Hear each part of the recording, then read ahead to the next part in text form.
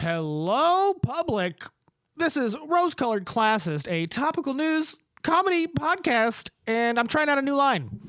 Trying out a new opening line. Really, trying to give you guys a reason to like, comment, and subscribe. Yeah, man, do what everyone tells you to do, but this time for me. Yeah, thank you for being here. We're having another day in the world, getting taken for just one more whirl. Yeah, man, I'm creative. Really, that's what I am. Hi, creative. I'm Kyle. No, really. Yeah, my name is Kyle, and I'm gonna be here with you for an entire podcast. I'm sorry you have to listen to a podcast by a guy named Kyle. My name is Kyle. It's been something I'm trying to deal with. Okay, it's fine. I'm fine. I'm fine with it. I'm Kyle, and I am who I am.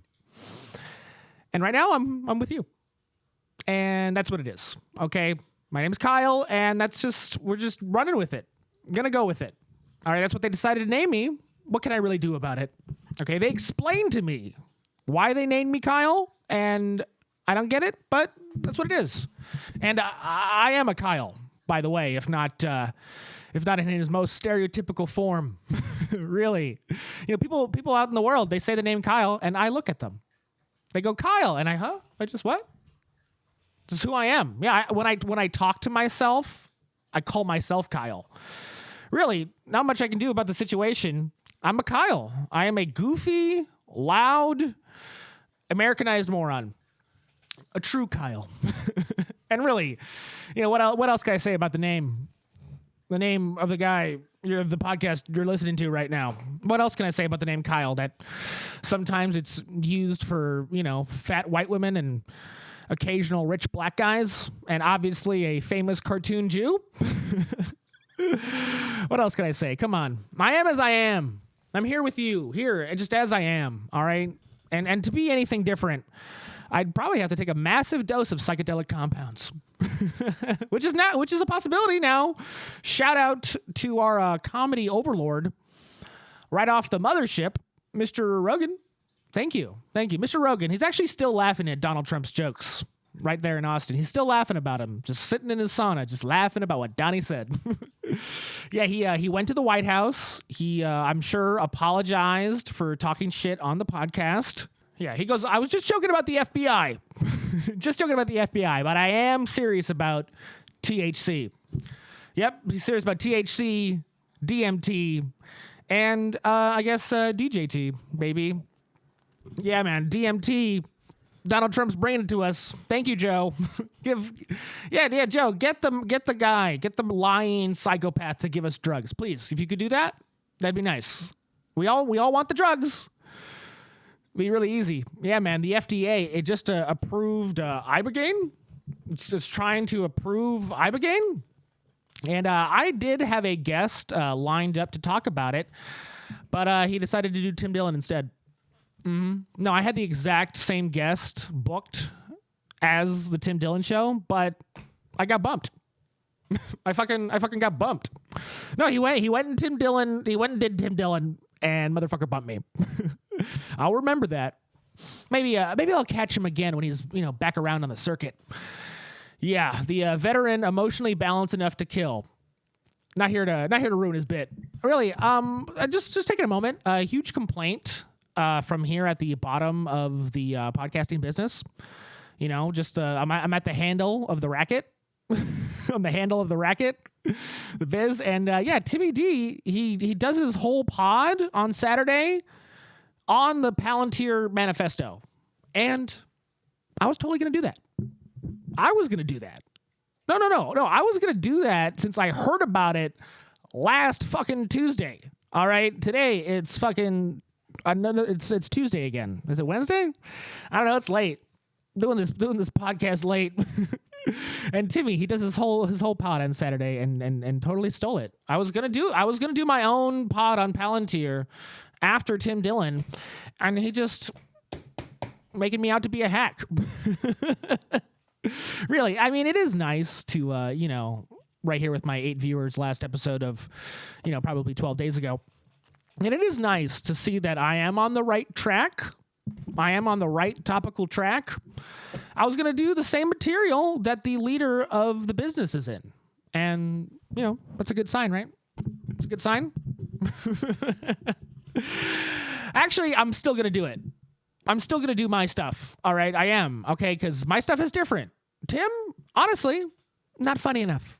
No, he wasn't funny enough when he read the manifesto from the company trying to dominate the world. I will be redoing the list and only making jokes. Okay? There will be no agreeing. There will be no analyzing. There will be no postulating the future. I'm only going to do jokes about it. Okay? We're going to hit that in a segment or 2, 3, 4. I don't know. How long is this pod? What am I doing here? Yeah, man. I'll hit it the next segment. All right? I'll hit it in a few segments.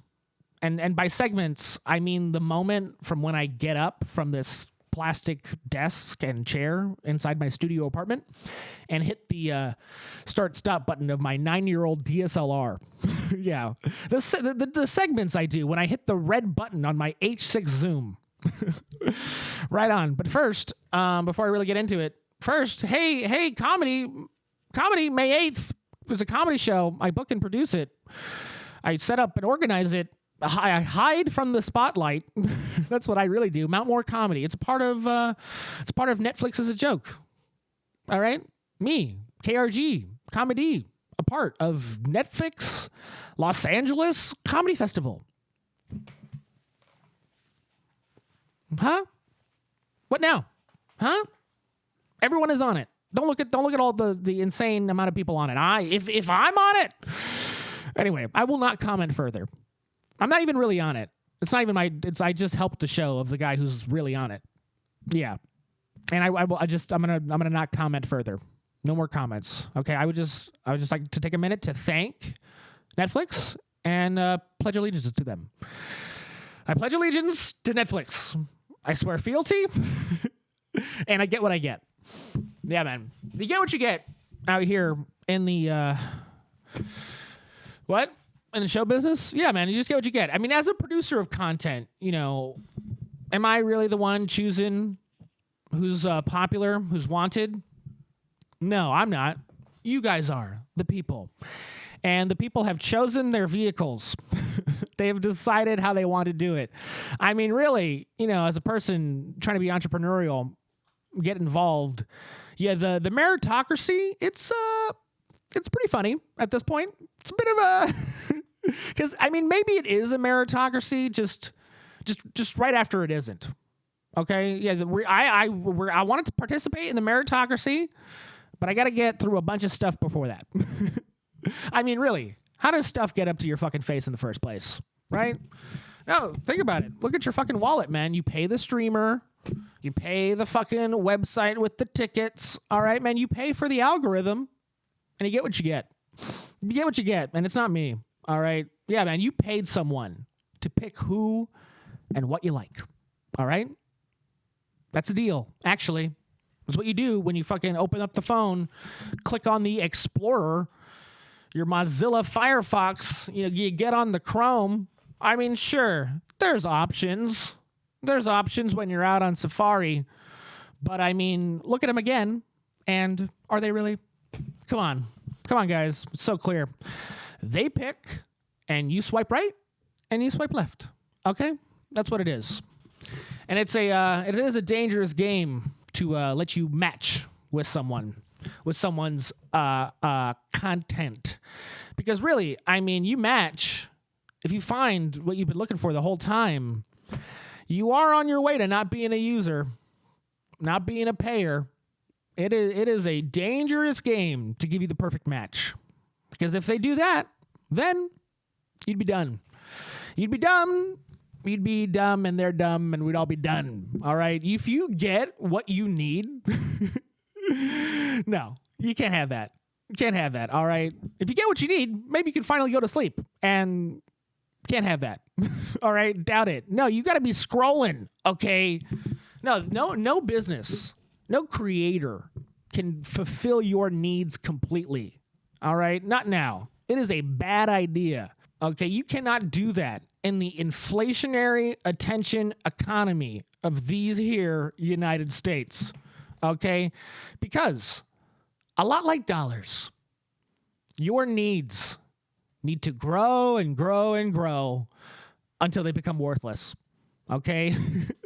Your needs need to inflate until they're meaningless. And then you need, you got to bomb Iran, kidnap a president, starve an island. Fuck the world. That's what you got to do. Fuck the world, baby. Fuck a baby and the world, too, I guess. Evidently. Right on. Now, hey, a word from our sponsor. All right. Today's sponsor, it's Elite Model Management. I'm so excited for the sponsor. It's fits my niche perfectly. Yes, Elite Model Management, founded by the father of the singer of one of the best rock bands to ever exist, The Strokes, Mr. Casablancas. Yep, Elite Model Management, a company tied to Jeffrey Epstein, sex trafficking, and what else do you need? Yep, you think the singer of The Strokes is a hero? No, he's the tip top of the psyop. All right, pretty cool, right? Yep. The Strokes' father, a rich pedophilic criminal, he created Elite Model Management in a time where he had to find the beautiful, damaged whores to abuse.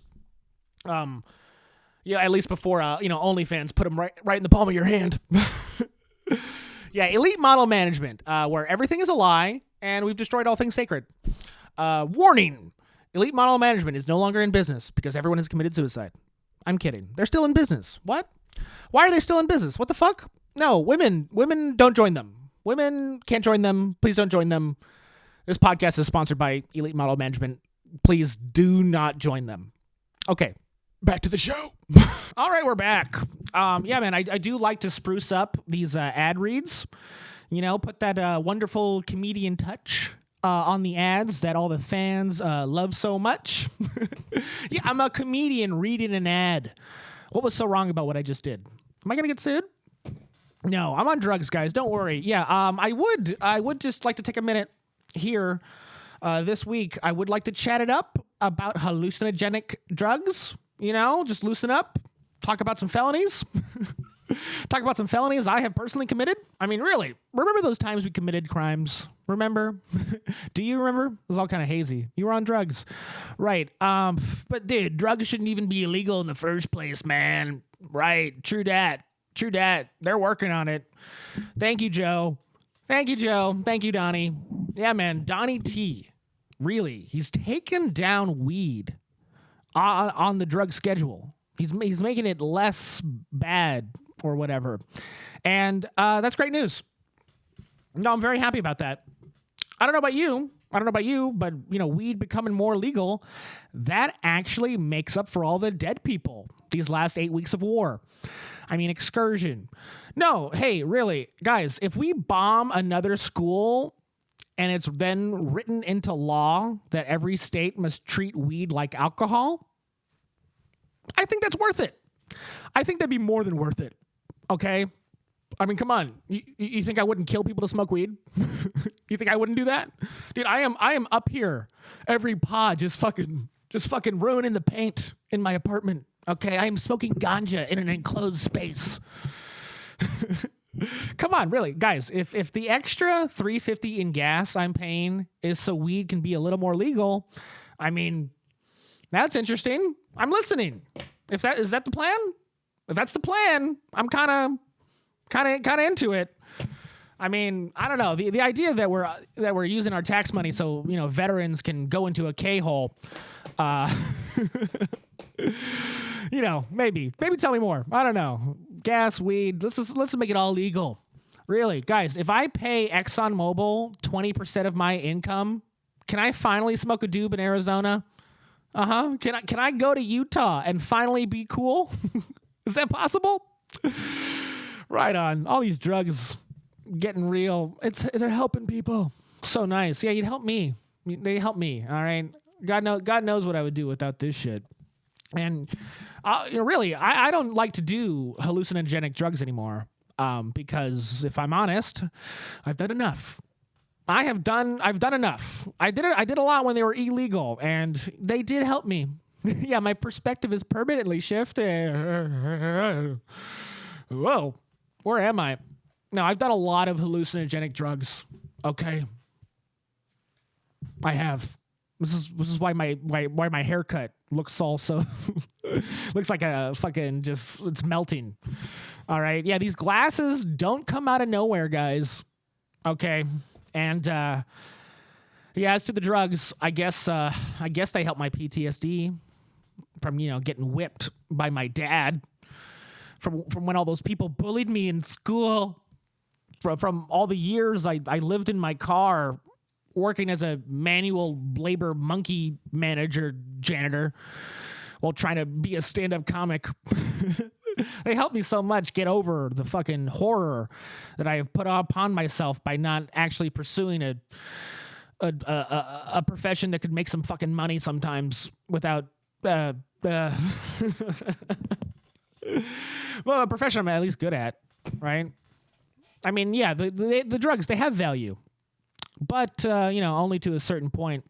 And hopefully that point is where you don't shoot yourself in the head or God forbid, try and shoot someone else.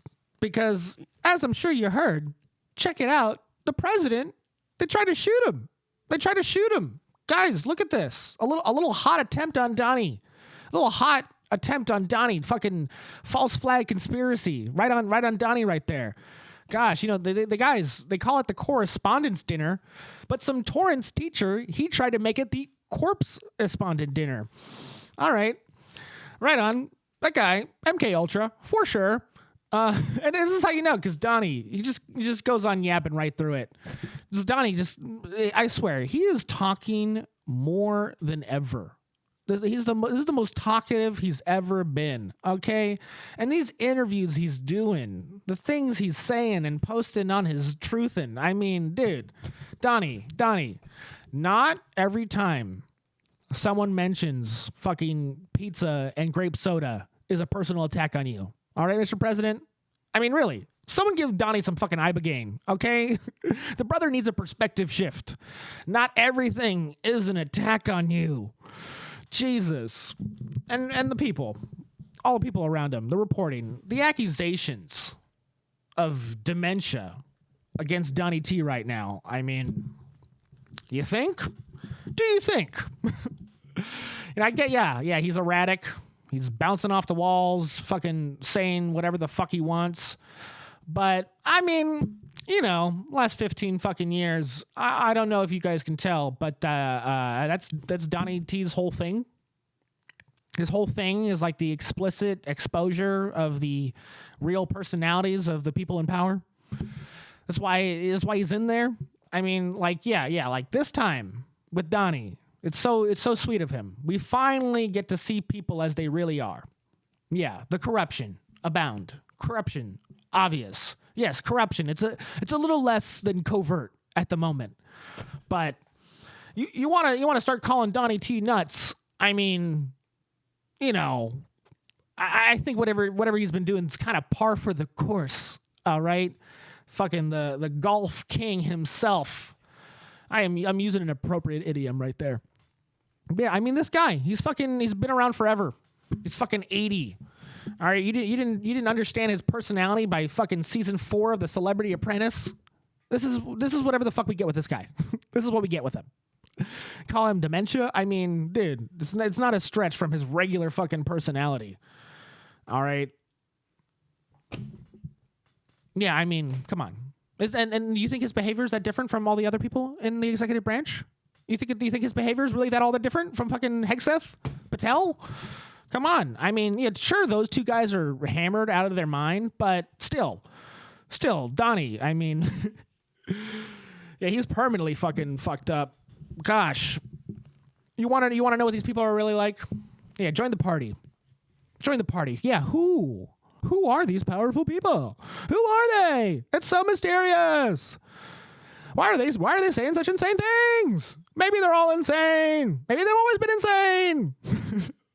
Really? Come on. Yeah, who have the people in power really been their whole lives? Yeah, that's the question Jerry Seinfeld wants to ask. Yeah, I mean, I'm gonna go after something. You know, they say history is written by the winners, and as I see it, if I'm right, these winners are like a total bunch of fucking liars. Okay, no, seriously. At least Donny, who won the 2024 election. All right, I mean, these winners are lying so much that, hey, man, I'm not even sure they won. Okay, I'm at this point. I'm like, either they didn't really win, or lying is how they win. It turns out winning and being a lying piece of shit is like the same fucking thing. Okay, like really, to all these politicians out there, all these politicians fucking up, making mistakes, not doing right by the moment, or even doing their fucking job. Like, hey, all right, being a politician, being an elected representative, it is not like being a stand-up comedian, okay? You can't just fuck up as bad as you could possibly fuck up and then get out there the next night, all right? No, get out of here with that shit. Dude, you cannot just have like a bad set and then chalk it up to some reason, okay? Politicians, you can't lose $1 trillion to fraud and then blame the sound system. We can't do that. There are no retakes for the special that you're doing right now, okay? You got the term. This is your special. One shot, one take, okay? Dude, I mean, I feels like, you know, whenever a politician fucks up, it's like inexcusable. I feel like you guys should have been working beforehand to get all this stuff right. And if you don't get it right, then what am I supposed to think?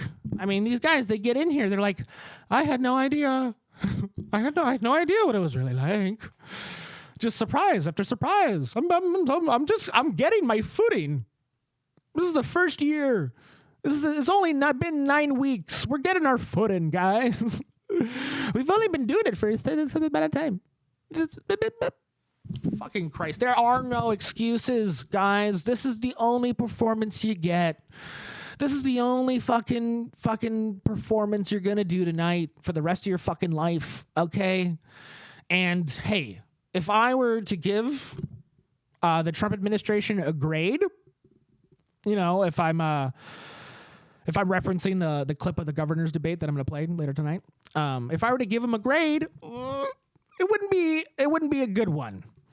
If I were to give Kristi Noem's husband a grade, it would be 2 Ds. Okay, right on. But just to continue my point, okay, I swear, these guys, like fucking, you know, like Alan Dershowitz, fucking Douchewitz, coming on Piers Morgan saying he fucking switched his shit.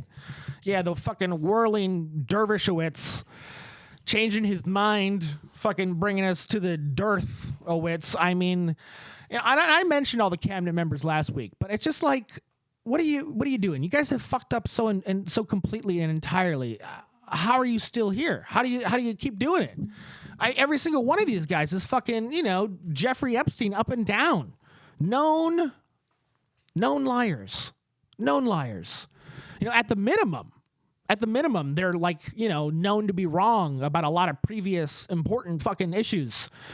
And it is just insane to me. It is just insane that these people are just continuing to give opinions that are designed to be taken fucking seriously. It's absolutely ridiculous.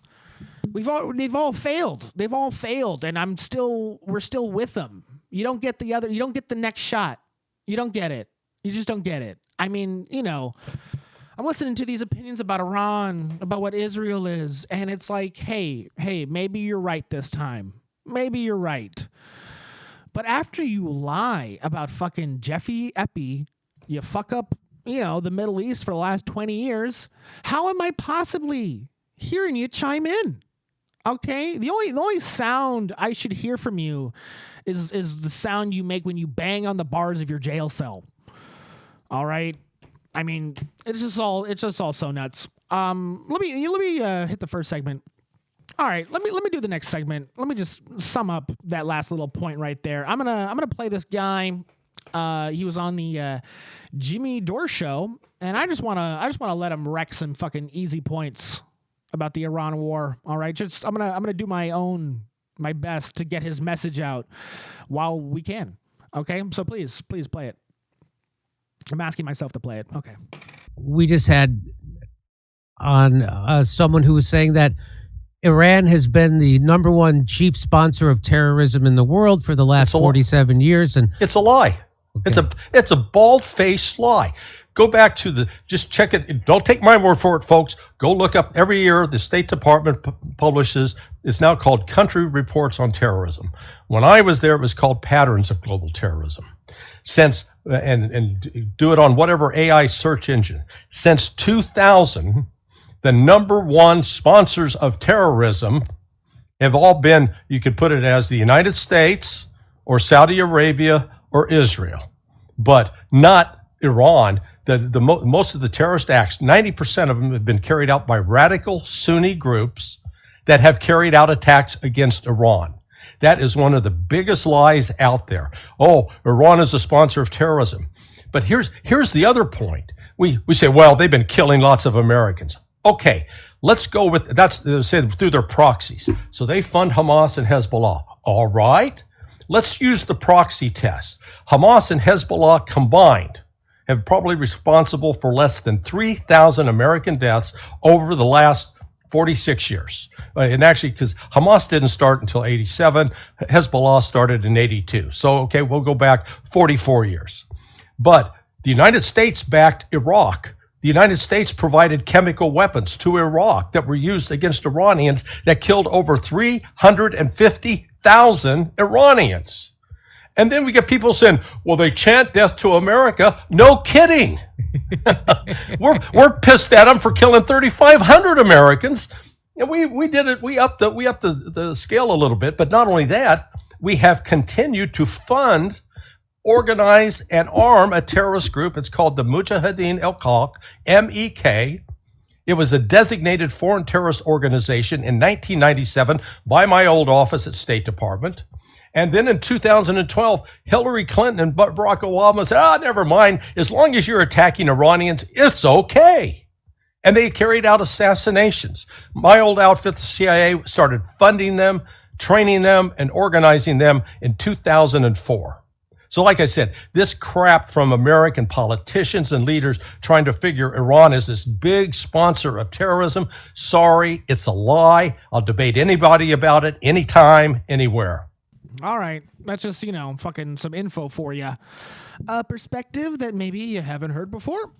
Yeah, it's sad to say. I mean,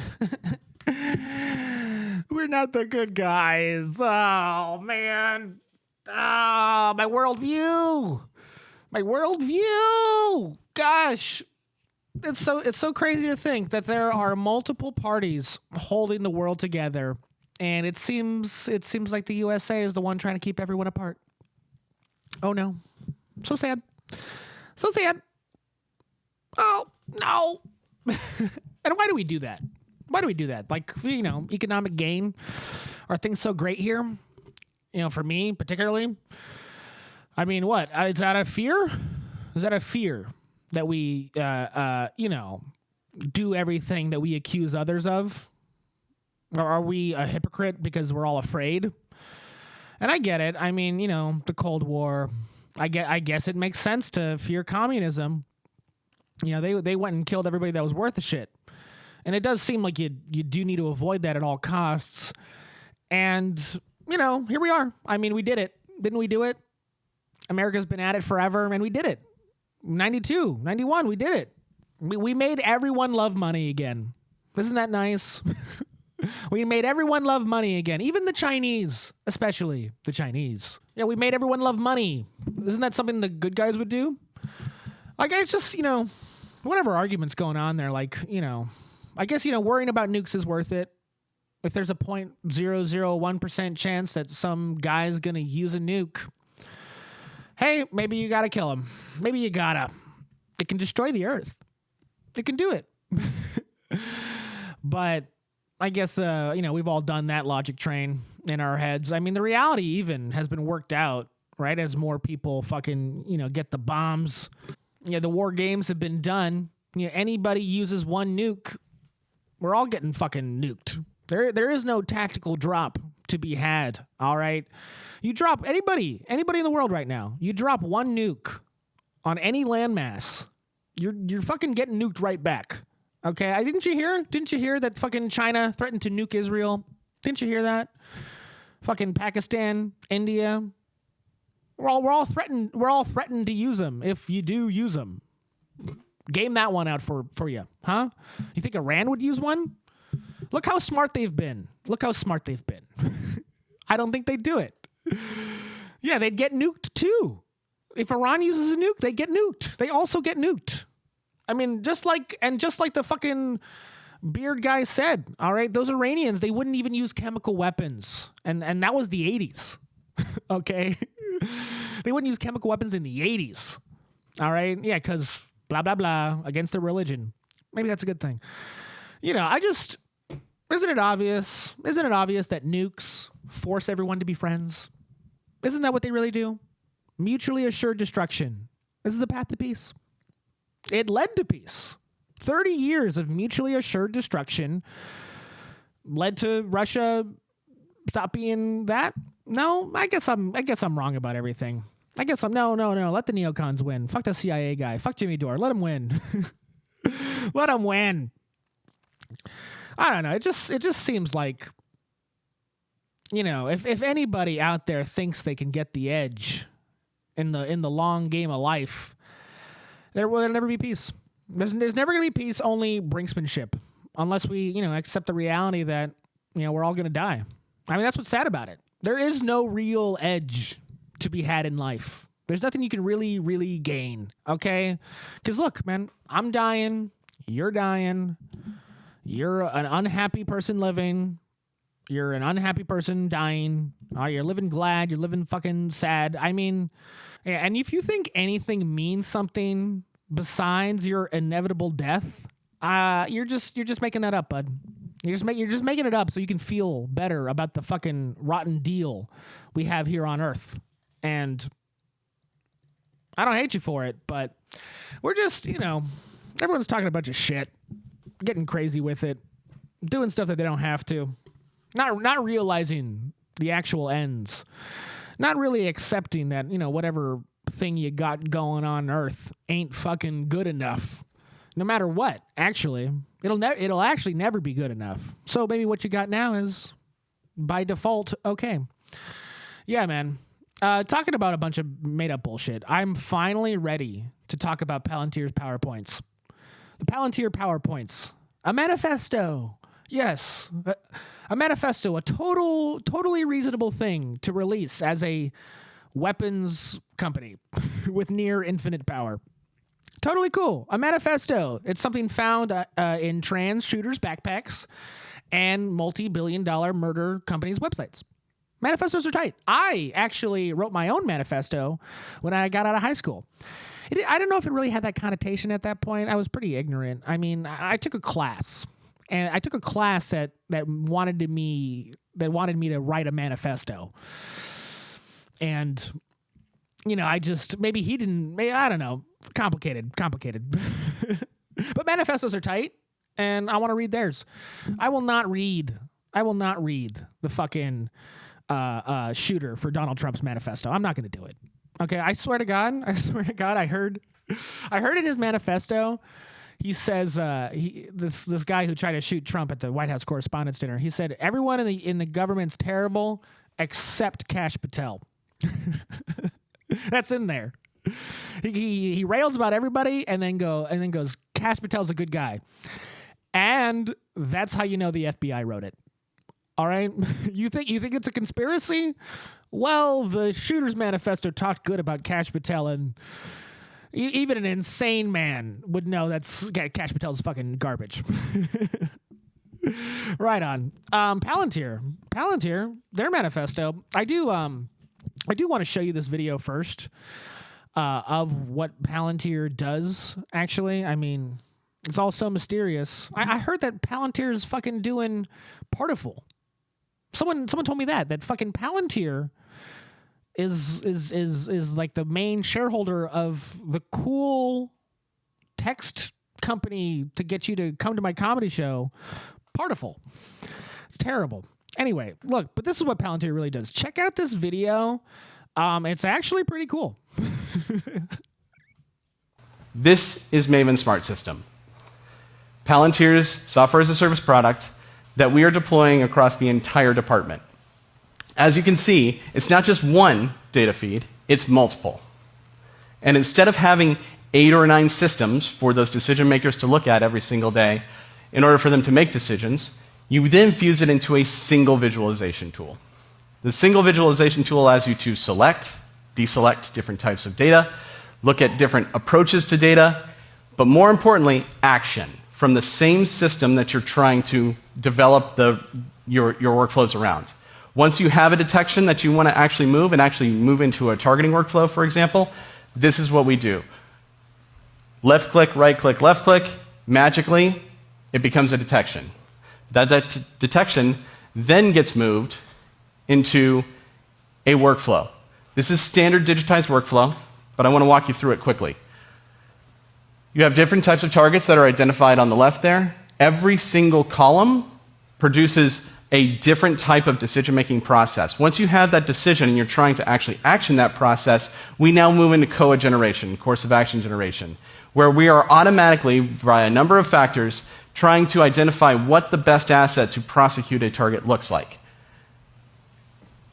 Once we've got the different approaches and we select one, we then can move directly into how do we action that target. So we've gone from identifying the target to now coming up with a course of action to now actioning that target, all from one system. This is revolutionary. We were having this done in about 8 or 9 systems where humans were literally moving detections left and right in order to get to our desired end state, in this case, actually closing a kill chain. Cool company. Cool company. They made a map quest for murder. Isn't that cool? You know Google Maps? This is guillotine maps. Shit's like a fucking video game. All right? It's like it's the Apple of the knowledge of good and evil maps.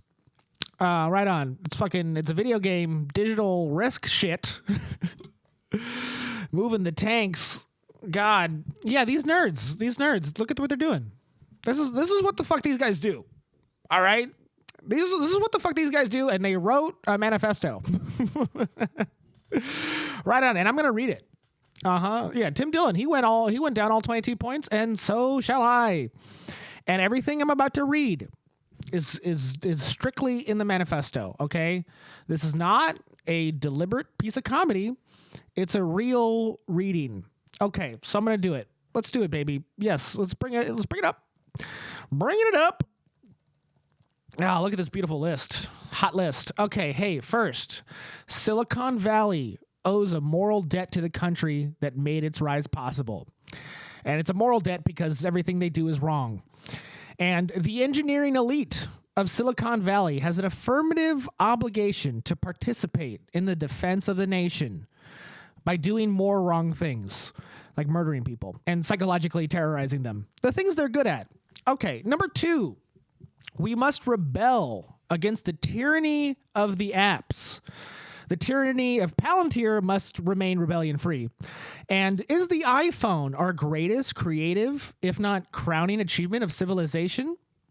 The object has changed our lives, but it may also be limiting and constraining our sense of the possible. Like, why does it have to be in your hand? Why can't it be in your brain? Shout out, Steve. That was there in the manifesto. Number 3, free email is not enough. Even though I pay $1.99 to Google for more Gmail space. The decadence of a culture or civilization, and indeed its ruling class, will be forgiven only if that culture is capable of delivering economic growth and security for the public. Oh, wait, no, it won't. No, that's dumb. Why would we even say that? Really, I mean, what? Asking people to forgive the elites for pizza-eating and grape soda-eating children and then buying up all the good property on Earth will be forgiven for a reason? Yeah, if people have more than a few bucks and don't have to worry about getting mugged, we're going to forgive them? Big question mark, Palantir. Why would you write that? No, let's keep making fun of these guys. Number 4, the limits of soft power and soaring rhetoric alone have been exposed. It is unfortunate that the lies are no longer working. And now that they're not working, the ability of free and democratic societies to prevail requires something more than moral appeal. It requires hard power, and hard power in this century will be built on software. Hard power built on software, like Alex Karp's dick. That's what we're giving to the world. My name is Palantir. Number 5, the question is not whether AI weapons will be built. The question is who will build them and for what purpose. The answer to that question is it's going to be built by a bunch of neurotic sex freaks who nobody likes. And the purpose is for them finally to be invited to prom with the girls. They're 40 and the girls are still going to prom.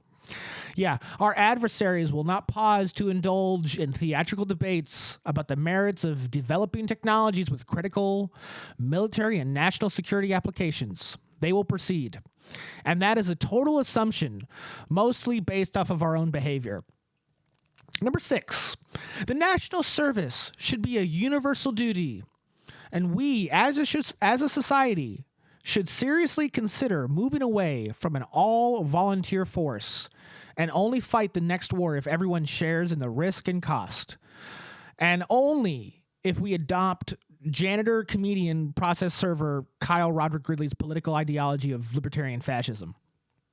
That's in there. I got a shout out. Thanks for the shout out, Palantir. Right on. Let's keep going. Number 7. If a U.S. Marine asks for a better rifle, we should build it. And the same goes for software. And also, if he asks us to jump off a bridge, we should do that too. Yes, we should, as a country, be capable of a continuing debate about the appropriateness of military action abroad while remaining unflinching in our commitment to those we have asked to step in harm's way. And by asked, we mean held over a barrel by the horrible society we've created. Number 8, public servants need not be our priests. Priests should also not be our priests because we are godless, evil heathens. Yeah, any business that compensates its employees in the same way that the federal government compensates public servants would struggle to survive. And again, it's because we made it that way. Now, Palantir, it's a long list. I don't know why it's so long. Manifestos are better short. That's a note. That's a note to all you guys out there. And you know who you are. I know who you are. Palantir knows who you are. Number 9. We should show far more grace towards those who have subjected themselves to public life. The eradication of any space of forgiveness, a jettisoning, who wrote this? A jettisoning of any tolerance for the complexities and contradictions of the human psyche, may leave us with a cast of characters at the helm we will grow to regret. Which is why the government is currently run by reptilian, interdimensional, ancient alien space gods. Number 10, I can't read. Number 10, the psychologicalization of modern politics is leading us astray. We need to stop trying to understand the moral underpinnings of politicians and their motivations, most of which are financial.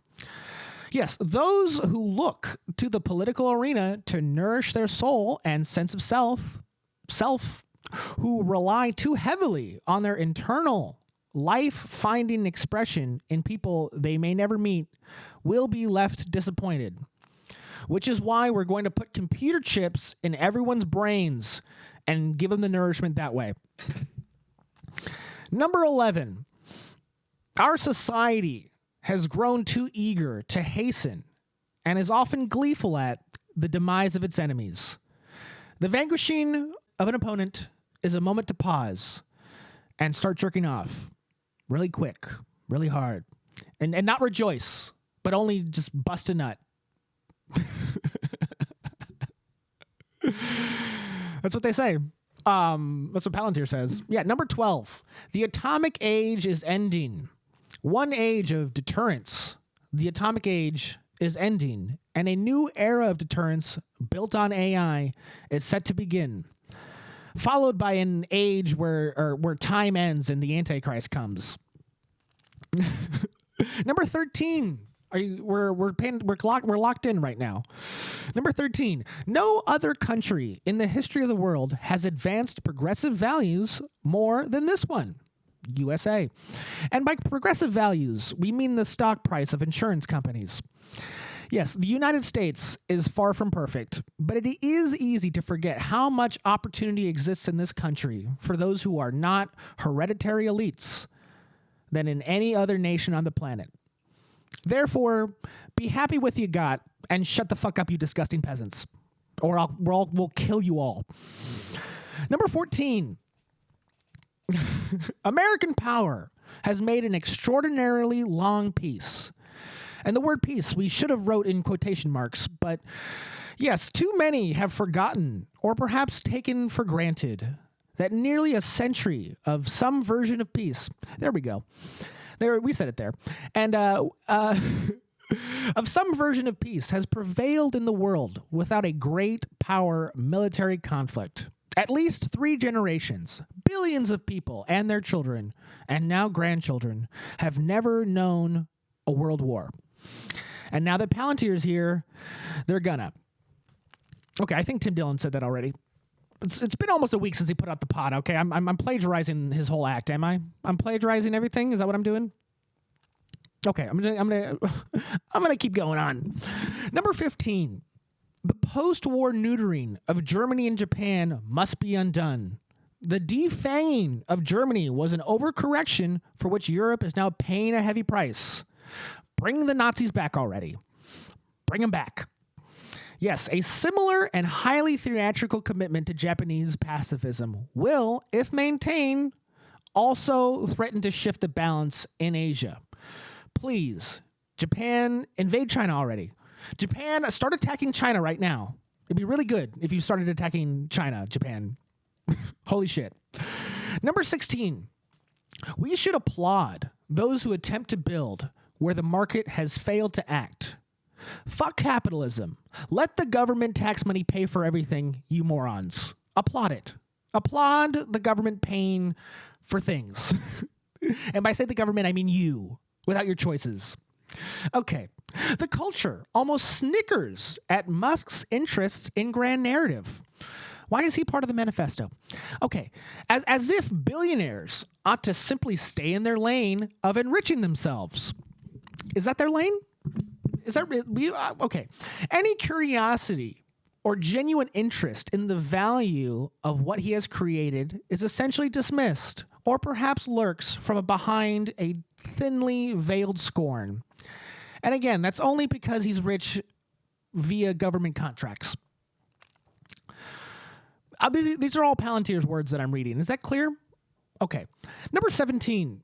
Silicon Valley must play a role in addressing violent crime by becoming the people perpetrating it. All right? Many politicians across the United States have essentially shrugged when it comes to violent crime, abandoning any serious efforts to address the problem or take on any risk with their constituents or donors in coming up with solutions and or experiments in what should be a desperate bid to save lives, which are now in more danger than ever because of our existence. Number 18. God, are we supposed to like these people because they tell us stuff? It's one sentence, guys. Just sum it up in a log line, a slogan. Okay, 18. The ruthless exposure of the private lives of public figures drives far too much talent away from government service.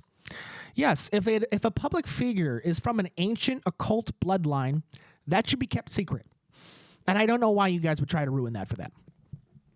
But yeah, the public arena and the shallow, petty assaults against those who dare to do something other than enrich themselves, because that's what politicians do, have become so unforgiving that the Republic, us, is left with a significant roster of ineffectual empty vessels whose ambition one would forgive if only there were a genuine belief structure lurking within. Yes, what came first, the corruption or the egg? We have an AI working on that answer right now. Number 19, the caution in public life that we unwittingly encourage is corrosive. Those who say nothing wrong often say nothing much at all. And if they said anything right, they would be murdered by Jeffrey Epstein and everybody who knew him. Peter Thiel would be above their bed at night, just staring at them, going, why'd you say that? Why'd you do that? Number 20, the pervasive intolerance of religious belief in certain circles must be resisted. Okay? The elite's intolerance of religious belief is perhaps one of the most telling signs that its political project constitutes a less open intellectual movement than many within it would claim. Let Palantir worship Baal and Moloch already. Okay? Stop being so intolerant, people. Let us worship Baal. 21. Are we almost done? Some cultures have produced vital advances. Others remain dysfunctional and regressive. You know what I'm saying, hood rats? All culture are now equal. Criticism and value judgments are forbidden if you're a woke-ass bitch. Yet, this new dogma glosses over the fact that certain cultures, and indeed subcultures, ... have produced wonders. Others have proven middling, and worse, regressive and harmful. Give it up for Hollywood, everybody. And 22. This is the end. Please, God, let it be the end. Is it? Hold on. Sorry, I started feeling like I was getting mavened right there. Okay, number 22. We must resist the shallow temptation of a vacant and hollow pluralism. We, in America, and more broadly the West, have, for the past half-century, resisted defining national cultures in the name of inclusivity. And that's not so much as a point, but a beginning of a spell that we just read from the Book of the Damned. I don't know why the Book of the Damned says hollow pluralism, but it does, and we had to put that in the manifesto for at least the last point. Or else, I mean, why do we even do this? This is a spell. Okay, all right, that was it. That's the point-by-point manifesto from Palantir. All the words I read were a direct quote from Palantir, and you shouldn't look into that anymore. Hey, they posted it. You read it. It's done. Stop it. Don't hit the button. Don't look up their name or who created them ever again. Did you see that first video I played? What power? True dominance apparent for everybody. What a list. Oh man. Now, obviously, Palantir, the politicians, those aren't going to be the guys in charge of it. All right. I mean, I refer you again to the Fat Gay Man's podcast on Saturday. I just mean, really. I mean, would you want them to be in charge of Palantir anyway? I would love these politicians to be in charge of Palantir. I mean, I don't even think any of them read this manifesto. I think they'd probably be worse at reading than me. Okay. Come on, check out this debate from the California's governor's race. All right, us Californians governor's race. All right, these dumpster fires are supposed to stop wildfires? Or are we really going to give Maven to these people? I'd prefer the Baal worshiping Satanists to whatever these group of fucking cats are up to. Okay, really, we gonna give up control to these guys? Are we? Look at them. Look at them. California has the 4th largest economy in the world. It remains the most populous, most diverse state with some of the most innovative companies in the nation, yet it has its fair share of issues as well. Why should voters hand the keys to you? Secretary Becerra, you have 1 minute. So I am Javier Becerra. I am the son of immigrants. I was raised in the home that my father built. I am the first in my family to have a chance to graduate from a university.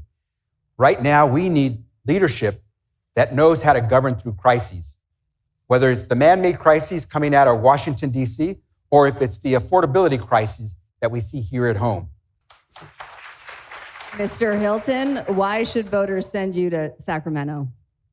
California needs an outsider to shake up a system that is obviously not working. I love California, but after 16 years of one-party rule by these Democrats, we've got the highest poverty, the highest unemployment, the highest cost of living in America. It is time for some balance. I was raised in a working-class family. I worked construction, started businesses of my own. For the last 3 years, I've been traveling our state, listening to Californians. I understand what needs to change. Mayor Mahan, why should you be the one to head up the state of California? Well, good evening. Thank you all for being here. I want to thank the Black Action Alliance and KTVU for gathering us in this historic hall. We're all here tonight to earn your votes. But we need California leaders to do something much harder: restore your trust. Whether you agree with me or not, I want you to know that my vision for getting California back to basics isn't driven by a need to win an election. Mr. Steyer, why should voters hand the keys to you? Well, I want to start by thanking the Black Action Alliance for getting us here on the 100th anniversary of Black History Month. I'm running because the number one problem in California is that Californians can't afford to live here anymore. And I'm going to go after those costs aggressively, and I have a history of getting results. I come from a family that believes in service. My mom was a teacher. My dad was a Navy vet. I started a business, it went really well, and I walked away from it 14 years ago to give back. I took the giving pledge to guarantee that I'd give the bulk of my money away before I died. And during those 14 years, I took on the special interests in California on behalf of working families. I delivered billions of dollars to this state without charging Californians a penny. Superintendent Thurman, why should you be the 41st governor? Good evening, everyone. For the last 18 years, it's been my honor to serve you as your council member, school board member, state assembly member, and twice as your state superintendent. Together, we provided free preschool for every 4-year-old in our state, free meals for every hungry student, $4 billion in mental health programs, and $6 billion to make sure we close the digital divide in this state once and for all. As your governor, I'm going to build 2 million housing units and provide housing for the homeless. I'm going to provide you with a tax credit so you have more money in your pocket every month to pay for the rising costs of gas, of groceries, and housing. Mayor Villaraigosa, why should voters choose you? They should choose me because I'm here today because there's a Civil Rights Act and a Voting Rights Act. I grew up in a tough neighborhood with a mother, single mother who struggled to make ends meet. I understood growing up back then that to whom much is given, much is expected. My entire life, I have fought for justice, fought to open up the door. I've said many times that the role of the first is not to bang on your chest and say how great I am. The role of the first is to bring in the rest. And I've done that. All right. Yeah, California may be hopeless. All right. I'm okay. I get it. No, if these are the people, it's we're dead. These fucking bunch of donkeys. All right, the bunch of donkeys and fucking pro fucking war Donny T retards. I mean, dude, it is not looking good for us. Okay, these guys, yeah, we're just like you. We won't rob you. I'm just like you. We won't rob you. I'm doing it for you. You. You. I promise. I mean, dude, you really trust them with fucking Palantir? All right, these guys are speaking oddly, really. 4th largest economy in the world. Look at these fools. You think they got it? You think these people are going to spend responsibly? These guys aren't even talking about money in a reasonable way. Yeah, I mean, they hardly even talk about that money and that fucking Thurman guy. Jesus. Dude, I don't know. How should I really decide everyone to be governor? I think they all should be thrown in a pit, and they need to fight about 100 homeless people. If they fight and win in combat to the death against 100 homeless people at once, then maybe. Really, these guys, all of them, they're looking like they're about to bring out a wine cooler up there. God, Xavier. What is up with dude? He looks like Xavier. Xavier looks like he's in the cartel and the mob. All right, he's like a fucking wet wop. I call him a Spictalian. No, maybe I'll just call him a guinea beaner and get out of here. And Steve Hilton. Why is your last name Hilton? Why are you bald? Why are you British? I don't British people, please. I mean, I will say that, you know, process serving here in California, I do meet a lot of rich, opulent people. And more often than not, the British and Australians are the nicest. Okay, they are, for some reason, they handle legal documents and being sued very well. All right, give it up to him. And then, God, San Jose guy. Why did it get so slow? Why did it get so slow? Yeah, I don't know. They have all these thoughts and feelings as if they had any meaning. And, you know, they talk about all the stuff and all the issues, but why does it seem so empty, really? I mean, yeah, Palantir calling them empty vessels. And yeah, all those words, those guys just spitting words at me. You know, why does it not resonate? I'll tell you why it doesn't resonate. Here's the problem with all these fucking yappers. All right. And I say this, and I put this to every political commentator, every political office holder. I mean, you spin around and you talk about the fucking issues as if, you know, Epstein and people like him weren't the reasons for why they're fucking like they are in the first place. Yeah, these guys, they don't admit how things really work. All right, the way things really run. These guys, they just refuse to tell me that when you're in charge, you get threats, bribes, rewards, and, you know, whatever personal strength and political ability, maybe even, you know, financial security that is required to combat and deny these things are so, you know, it's impossible. All right? It's impossible. The equation doesn't make sense. You want to be governor of California? Well, fucking meet Jeffrey Epstein's clone. Meet him. Talk to him about it. Right? These guys they're not capable of grappling with, you know, the reality of, you know, they're going to fucking Palantir your fucking family, dude. You want to be governor? That's what you're playing against. That's actually what you're playing against. Whatever, you know, fourth largest economy in the world. Do you have a Palantir? I wouldn't trust you with one if you had it. God, I mean, come on, dude. They're fucking, you know, they're kidnapping and killing UFO nuclear scientists. All right? You know, they're not going to go capture your kids? Governor. You want to be governor? Are your kids safe? Really? I mean, come on, Katie Porter. You think she can protect her kids from fucking Jeffrey Epstein UFO people? No, they're going to threaten her and they're going to keep the hospice scams going. Okay? Dude, all these people are going to fold like Katie Porter's stomach. They're going to fold unlike all of Katie Porter's napkins. All right? Dude, do you think she'd sacrifice her life for you? Cuz that's what it is. That's what it is. I swear. I mean, dude. I mean, the real smart people, this is what Palantir's talking about. These aren't the smart people. The real smart people, they don't want to die, so fucking they don't do it. They don't do it. Would Katie Porter really just stand in the way between me and Peter Thiel? I mean, maybe if I give her a cheeseburger, but I mean, dude, it's so crazy to say, and I hate to do it. But if you want to be in charge in any kind of way, I mean, become Palantir. Yeah, why do you think Joe Rogan doesn't become president? Because he can't beat Palantir. Yeah, this is why every smart, fucking amazing person just refuses to do it. They look at their children and they go, would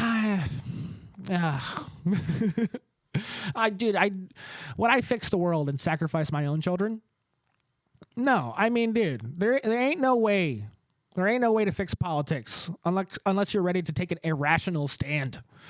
All right? Yeah, may I refer you to my last episode, okay, where I let you in on my personal solution to that. I mean, dude, just where we're at, these politicians, they refuse to admit what's really going on. They're not even talking about it. Why should we vote for you? Because, hey, man, I actually understand what's going on here. Okay? Yeah, the world is run on carnage, death, leverage. That's it. That's all power is. You want me to be governor? I have to be ready to kill people. There are secrets everywhere. Everything is a secret. The fog of war is deep and it's dark. You want to do something? It will take everything you could possibly imagine. I mean, look, you want me to be governor? The whole world, it's controlled by practically omnipotent, interdimensional, ancient alien space gods. All right, and they need our souls. And whatever people we want to fight to get what we need to have a happy life, I mean, they're gonna fight us. They're gonna fight us on that because they need our souls for the demons. And honestly, if we don't give them to them, I don't even know what'll happen.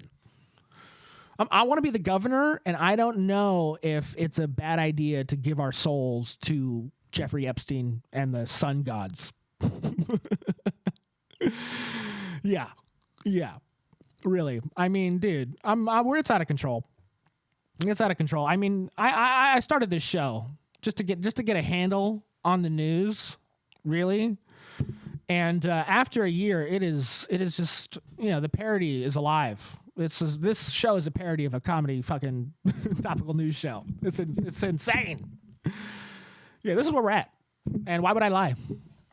At the end of the day, I mean, come on. I'm a comedian. I'm a classist. I'm a guy who has an idea that we all should become libertarian fascists.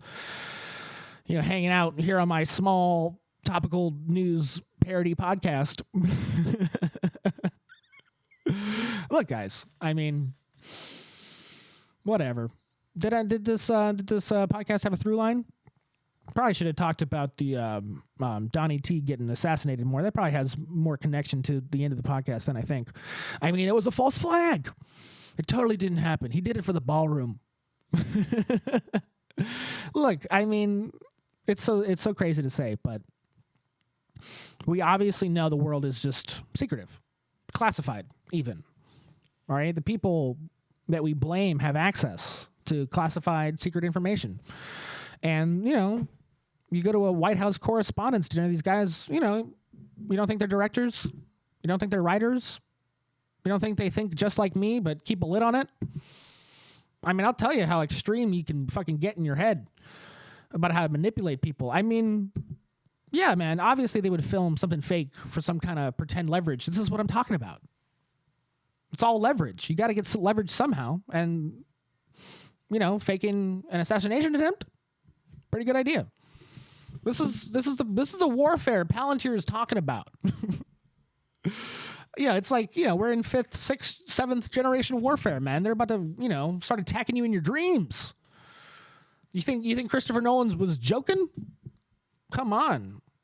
I mean, remote viewing. I've done that, 30 fucking episodes ago, 20 episodes ago. Human beings are psychic. Alex Jones tells you we're in the 6th fucking dimension, man. I mean,